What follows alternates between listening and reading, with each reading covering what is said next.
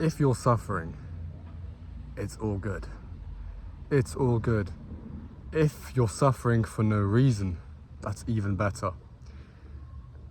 Because there's an alchemic process fizzing up inside you, eating up the crap and turning lead into gold.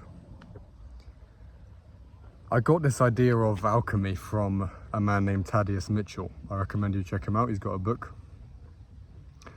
But here's the general premise. Here's the basic premise. When you suffer,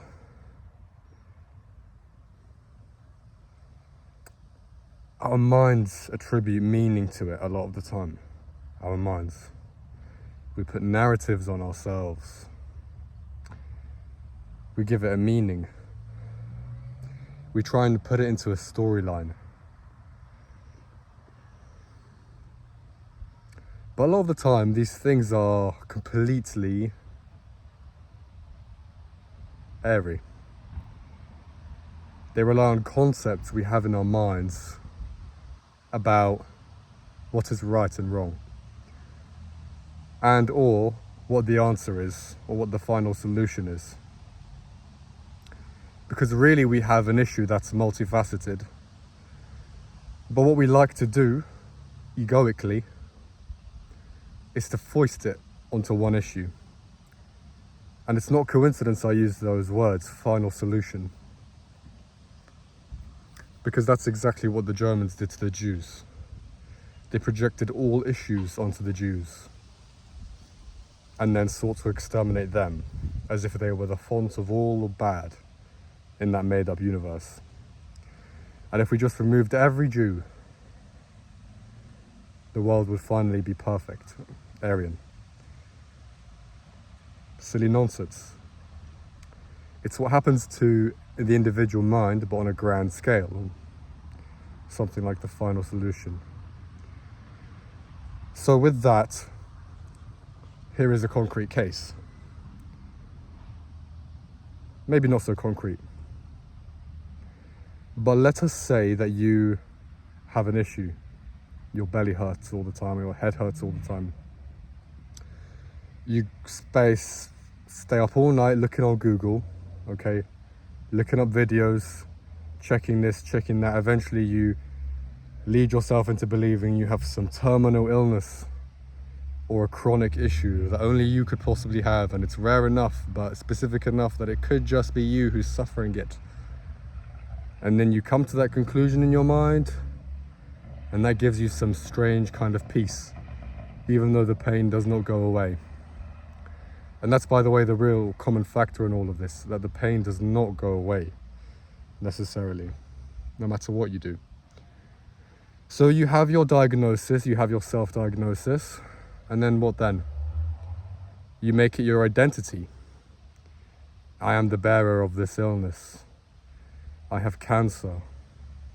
I'm chronically ill. I'm narcissistic. I'm egotistical. I'm bad. I'm good even, you might say.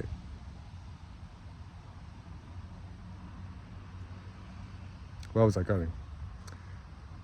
And then you have your diagnosis, and then you make it your identity. And you feel bad, you keep feeling bad. So then the badness reinforces the identity.